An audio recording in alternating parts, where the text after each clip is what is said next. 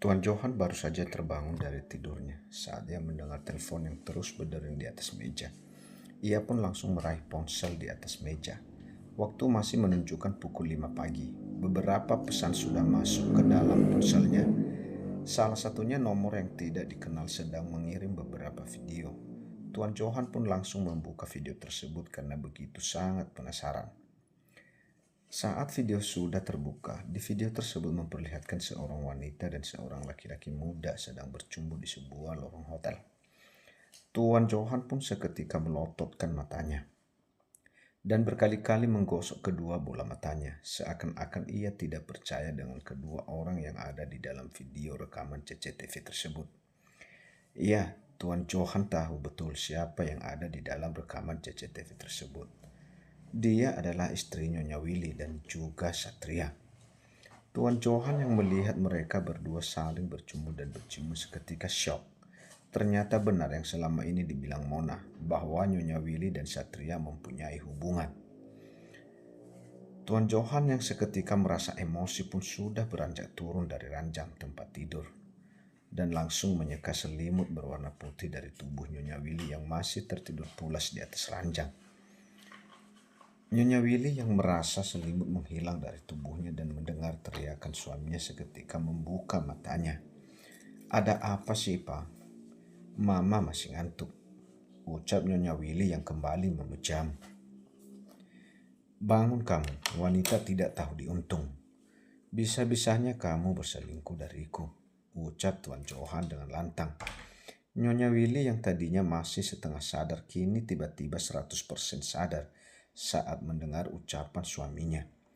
Nyonya Willy pun seketika langsung beranjak duduk begitu saja dengan mata terbuka sempurna. "Maksud Papa apa?" tanya Nyonya Willy kepada sang suami. Tuan Johan pun langsung melemparkan ponsel di depan istrinya. "Lihat itu, perilaku apa itu?" Nyonya Willy langsung melihat apa yang ada di dalam isi ponsel itu yang membuat suaminya begitu marah. Nyonya Willy melihat sebuah video CCTV yang memperlihatkan dirinya dan Satria sedang bercumbu di sebuah kamar hotel. Bahkan terlihat jelas bahwa mereka berdua saling berciuman. Nyonya Willy yang melihat video itu seketika panik dan syok. Bagaimana bisa video itu sudah sampai lebih dulu ke suaminya? Padahal baru semalam Satria bilang kepadanya bahwa video rekaman CCTV itu sudah dihapus. "Pak, ini tidak benar," sangkal Nyonya Willy menatap ke arah Tuan Johan. "Tidak benar apa? Jelas-jelas di video itu ada kamu dan Satria yang sedang bermesraan. Apa kamu masih tidak mengakuinya?" teriak Tuan Johan. "Mungkin video itu salah, Pak. Mungkin Mama hanya dijebak." Nyonya Willy yang turun dari ranjang tempat tidur untuk menghampiri suaminya. "Aku benar-benar tidak menyangka, Willy. Bagaimana bisa kamu berbuat seperti itu? Satria itu tunangan putrimu. Bagaimana bisa kamu berbuat hal yang senonoh seperti itu dengan calon menantumu?" teriak Tuan Johan lagi. "Pak, Mama bisa jelasin." Nyonya Willy yang mencoba meraih tangan Tuan Johan. Namun Tuan Johan langsung menepisnya. Tuan Johan terlihat begitu marah dengan istrinya. "Strak, Chua." Tuan Johan yang sudah menyapu semua make up yang ada di atas meja rias istrinya dengan kedua tangannya. Bahkan tangan Tuan Johan terluka karena pecahan kaca yang ada di atas meja. Nyonya Willy yang melihat suaminya begitu sangat murka menjadi takut. Ia pun sedikit menjauh dari Tuan Johan. "Pak, Mama bisa jelasin." Nyonya Willy yang berjalan mundur. "Kamu benar-benar gila, Willy. Kamu benar-benar tega mengambil kebahagiaan putrimu sendiri," teriak Tuan Johan lagi. Kak Dinda yang masih tertidur seketika terbangun dari tidurnya kala mendengar ada benda yang jatuh di kamar sang ayah. Bahkan Kak Dinda juga mendengar teriakan Tuan Johan. Sekamar Dinda dan ayahnya tidak terlalu jauh terlihat di lantai 1. Kak Dinda pun segera keluar dari kamar untuk memastikan kedua orang tuanya. Mona yang mendengar teriakan sang ayah juga sama. Ia langsung berlari menuruni tangga untuk menuju ke kamar sang ayah. Secara bersamaan Kak Dinda dan Mona pun masuk ke dalam kamar ayahnya. Di dalam kamar Dinda dan Mona bisa melihat bahwa ayahnya terlihat sangat marah. Ini baru pertama kalinya Dinda dan Mona melihat mata ayahnya begitu merah. "Papa, ada apa, Pak?" tanya Kak Dinda yang mendekat ke arah papanya. Ternyata benar apa yang dikatakan Mona. "Kalau mama kamu itu selingkuh dengan Satria," jawab Tuan Johan. Kak Dinda yang mendengar ucapan ayahnya seketika terkejut. "Hah? Jadi benar mama selingkuh sama Satria?" Tuan Johan pun meraih ponselnya yang ada di atas kasur dan segera memberikan ponsel tersebut kepada Kak Dinda. Kak Dinda yang melihat rekaman CCTV di sebuah hotel semakin terkejut. Ia melihat bahwa mamanya sedang bermesraan Satria di sebuah hotel. Dan di rekaman tersebut bukan hanya satu kali, melainkan sudah beberapa kali. Bahkan sebelum Satria melamar Mona, mereka berdua sudah sering datang ke hotel bersama. "Jadi mama benar mempunyai hubungan dengan Satria?" tanya Kak Dinda kepada mamanya. "Jawab Dinda, Ma. Kenapa mama lakuin ini?" Mona yang masih di ambang pintu hanya diam. Akhirnya perselingkuhan mamanya dan Satria terbongkar dengan sendirinya tanpa dia turun tangan. "Mati-matian lo Dinda," bilang mama di depan Mona. Dan ternyata semua itu benar. Dinda tidak menyangka mama akan berbuat seperti ini. Padahal mama tahu kalau Satria adalah tunangan anak mama sendiri, ucap Dinda di depan sang mama. "Rekaman itu salah, Din. Itu tidak benar. Mungkin yang mengirim rekaman itu hanya untuk menjebak mama." Dinda benar-benar tidak menyangka mama sejahat ini. "Dinda, percaya sama mama. Itu bukan mama." Nyonya Willy yang meraih tangan Kak Dinda. Namun Kak Dinda langsung menepisnya. "Bukan mama, bagaimana? Di rekaman itu sudah jelas bahwa wajah mama dan juga Satria." Dinda benar-benar kecewa dengan mama. Kak Dinda yang menatap benci kepada mamanya. "Aku minta kamu jelaskan kepada orang tua Satria, Nyonya Willy, apa yang telah kamu perbuat dengan anaknya. Dan pernikahan Satria dan Mona dibatalkan," sahut Tuan Johan. Nyonya Willy pun seketika mendekat ke arah suaminya dan bersimpuh di kaki sang suami. "Maafkan mama, Pak. Mama khilaf. Tapi mama tidak ada sedikit pun niat menyakiti Mona." Nyonya Willy yang memohon. "Lepasin. Aku sudah tidak sudi mempunyai istri tidak tahu diri sepertimu." Tuan Johan yang mendorong tubuh istrinya begitu saja. Setelah Nyonya Willy ketahuan mempunyai hubungan dengan Satria, Tuan Johan pun sudah menghubungi orang tua Satria untuk menyuruh mereka datang ke kediaman Tuan Johan. Setelah hampir menunggu 30 menit, akhirnya keluarga Satria pun datang. Dengan sangat bahagia, kedua orang tua Satria datang ke rumah megah tersebut. Namun beda halnya dengan Tuan Johan. Ia masih tampak marah dengan perilaku istri dan juga Satria. "Ada peluk apa kamu Johan memanggilku ke rumahmu? Apa ada hal penting?" tanya Tuan Gara kepada calon besannya.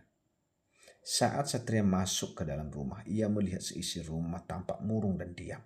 Bahkan biasanya Tuan Johan dan Nyonya Willy sangat antusias menyapa mereka saat datang.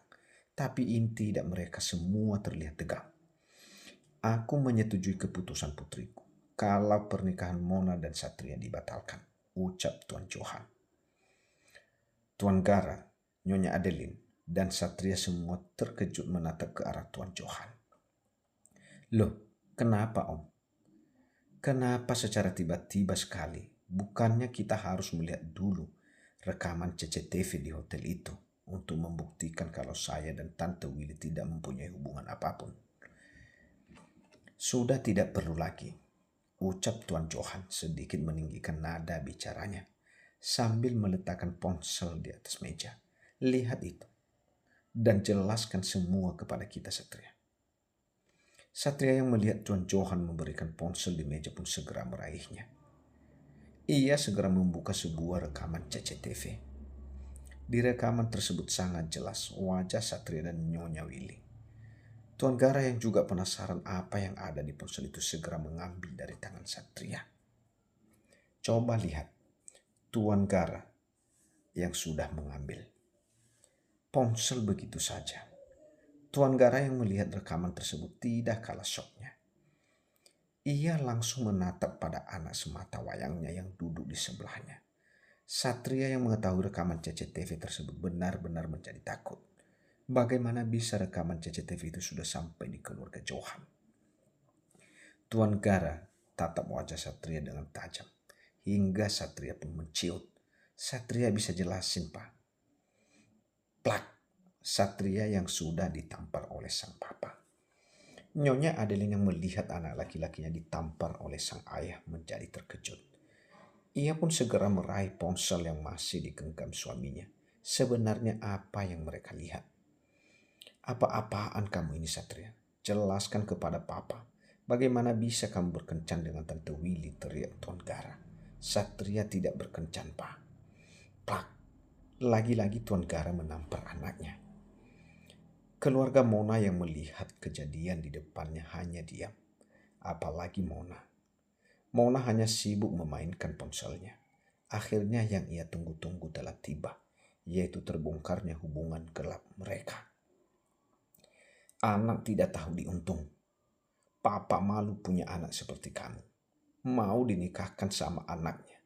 Kamu malah meniduri ibunya. Kurang ajar sekali kamu, teriak Tuan Gara. Dan kamu, Willy, bagaimana bisa kamu mengencani anak seumuran anakmu? Kamu itu orang tua, seharusnya bisa lebih bijak dan mengerti mana yang salah dan mana yang benar. Nyonya Willy hanya diam. Ia tidak mau buka suara lagi. Ia benar-benar sudah tidak bisa berpikir harus berbuat apa. Pak, di rekaman itu bukan Satria. Mungkin itu laki-laki lain. Satria yang mencoba mengelak.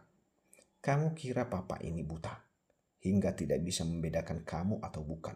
Jelas-jelas ini adalah kamu. Tuan Johan yang semakin pusing dengan situasi ini pun seketika menyuruh Tuan Gara untuk segera pergi. Mungkin kamu salah dalam mendidik anakmu. Begitupun dengan aku, yang salah mendidik istri dengan benar. Semuanya sudah terungkap bahwa Satria dan Willy mempunyai hubungan.